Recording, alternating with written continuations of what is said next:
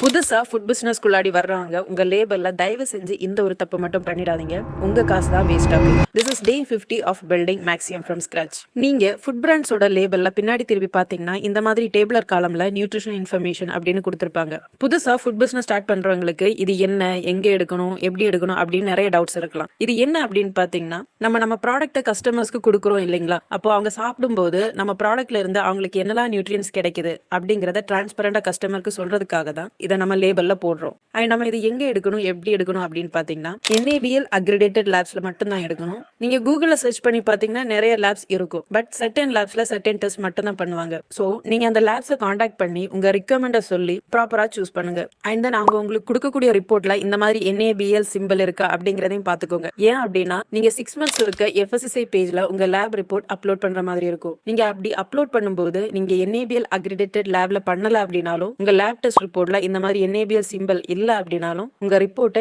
FSSAI page approve பண்ணாது. உங்க காசு தான் வேஸ்டா போகும். நீங்க இந்த விஷயத்த பார்த்து கவனமா பண்ணுங்க. அண்ட் என்ன பாத்தீங்கன்னா, நான் கோயம்புத்தூர்ல ஒரு ட்ரஸ்டடான லேப்ல தான் பண்ணேன். அண்ட் மற்ற லேப்ஸ் கம்பேர் பண்ணும்போது எனக்கு அவங்க அஃபோர்டபுளாகவும் பண்ணி கொடுத்தாங்க.